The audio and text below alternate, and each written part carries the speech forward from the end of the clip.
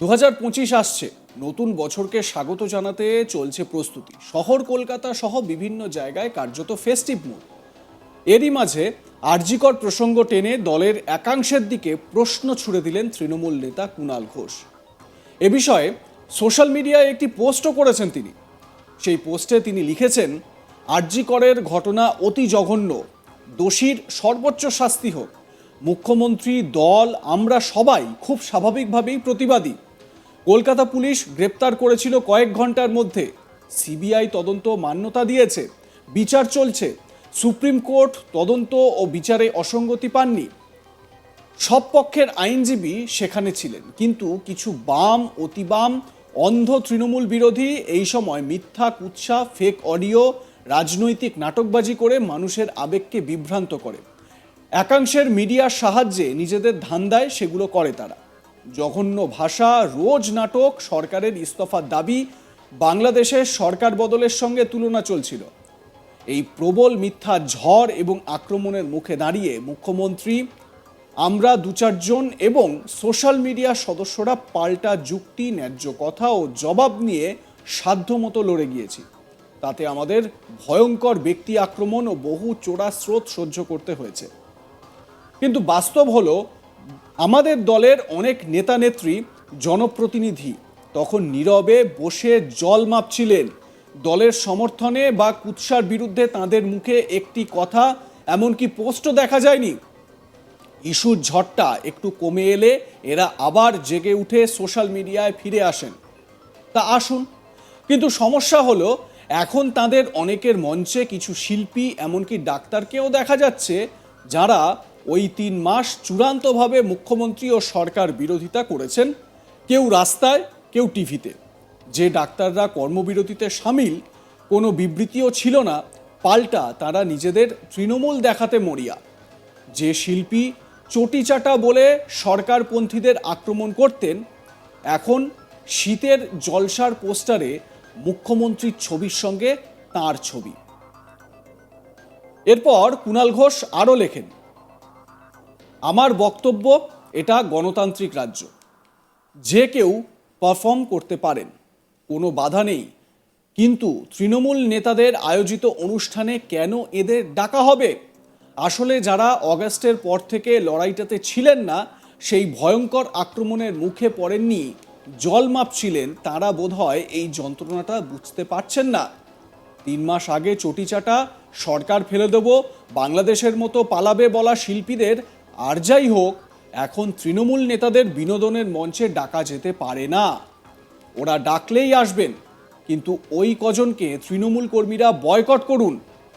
এবার পাড়ার জলসায় ওই কজনের কোনো জায়গা থাকা উচিত না, তৃণমূলপন্থীদের অনুষ্ঠানে তো নয়।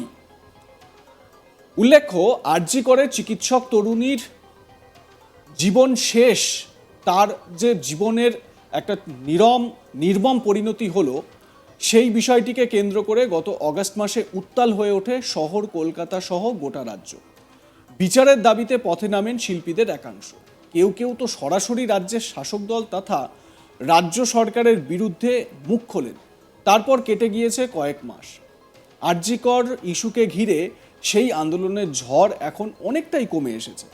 বরং ক্রিসমাসকে কেন্দ্র করে উৎসবের মরশুমে অনেক তৃণমূল নেতা মন্ত্রীদের আয়োজিত অনুষ্ঠানে সরকারের বিরুদ্ধে মুখ খোলা সেই সব শিল্পীদের দেখা যাচ্ছে নাকি, অন্তত এমনটাই দাবি কুণাল বাবুর। আর সেই কারণেই দলের একাংশকে নিশানা করলেন কুণাল ঘোষ। উল্লেখ্য, আরজিকর কাণ্ডে জামিন পেয়েছিলেন সন্দীপ ঘোষ ও অভিজিৎ মণ্ডল। অর্থাৎ অভয়ার সঙ্গে নির্মম পরিণতি, তাকে জানে শেষ করে দেওয়া, এই মামলায় জামিন পেয়ে যান সন্দীপ ঘোষ, অভিজিৎ মণ্ডল। এদিকে অভয়ার পরিবারের হয়ে মামলা না লড়ার সিদ্ধান্তের কথা ঘোষণা করেছিলেন আইনজীবী বৃন্দা গ্রোভার। এই পরিস্থিতিতে অভয়ার পরিবার এখনও বিচার না পাওয়ার জন্য তারা নিজেরাই দায়ী বলে মন্তব্য করলেন তৃণমূল নেতা কুণাল ঘোষ। কুণালের সাফ কথা, তদন্ত বিচারে যেটুকু দেরি, তার জন্য হাত জোড় করে বলছি, আপনারাই দায়ী। ঠিক কি বলেছিলেন কুণাল ঘোষ, শোনাবো আপনাদের, শুনুন সেদিনের কুণালের বক্তব্য। আরজিকর নিয়ে খুব স্পষ্টভাবে বলে দিই, কুলতলি এবং ফরাক্কায় আমরা দেখিয়ে দিয়েছি রাজ্যের পুলিশ তদন্ত বিচার শেষ করে, অর্থাৎ তদন্ত, চার্জশিট, চার্জ ফ্রেম, ট্রায়াল, সাক্ষ্য গ্রহণ শেষ করে, বিচার শেষ করে আসামি এবং খুনে সাজা হয়ে গেছে। হলো না কেন? আরজি করে নির্যাতিতার বাবা মার প্রতি আমাদের পূর্ণ শ্রদ্ধা আছে, পূর্ণ শ্রদ্ধা, হাত জোড় করে বলছি পূর্ণ শ্রদ্ধা আছে। আপনাদের বুকে আগুন, চোখে জল, স্বাভাবিক, কিন্তু আপনারা কিছু স্বার্থান্বেষী চক্রে পড়ে যে যে পদক্ষেপ নিয়েছেন তাতে আপনাদের মেয়ের তদন্ত এবং বিচারে যেটুকু দেরি, কুলতলি হয়ে যাচ্ছে, ফরাক্কা হয়ে যাচ্ছে, আরজি করে দেরি, তার জন্য কিন্তু হাত জোড় করে বলছি আপনারাই দায়ী। আপনারা যদি লোকের কথায় চলেন, আপনারা যদি দুদিন অন্তর স্টেটমেন্ট বদল করেন, আপনারা যদি পুলিশের উপর ভরসা রাখতে না পারেন, আপনারা হাইকোর্টে গিয়ে নেমন্তন্ন করে ডেকে এনেছেন সিবিআইকে। কুণাল ঘোষের সেদিনের এই মন্তব্যের পর রাজ্য রাজনীতিতে শোরগোল পড়ে গিয়েছিল। বিরোধী দলনেতা শুভেন্দু অধিকারীও কুণালের এই মন্তব্যের প্রতিবাদ করেছিলেন, তিনি এই বিষয়ে নিন্দা করেছিলেন। যদিও কুণাল ঘোষের যে সোশ্যাল মিডিয়া পোস্ট, সেটায় যে বিশাল বড় লেখাটি তিনি লিখেছেন যথেষ্ট তাৎপর্যপূর্ণ এবং তিনি নির্দিষ্টভাবে কিছু ওই প্রতিবাদী ডাক্তার এবং শিল্পী যারা রয়েছেন তাদের দিকেই যে ইঙ্গিত করেছেন সেটা আর বলার অপেক্ষা রাখে না। সোশ্যাল মিডিয়ায় একটি পোস্ট করেছেন যেটা আপনারা দেখতে পাচ্ছেন এই মুহূর্তে। সেই পোস্টে কি লিখেছেন কুণাল ঘোষ আরও একবার আপনাদের পড়ে শোনাই। আরজি করের ঘটনা অতি জঘন্য, দোষীর সর্বোচ্চ শাস্তি হোক। মুখ্যমন্ত্রী, দল, আমরা সবাই খুব স্বাভাবিকভাবেই প্রতিবাদী।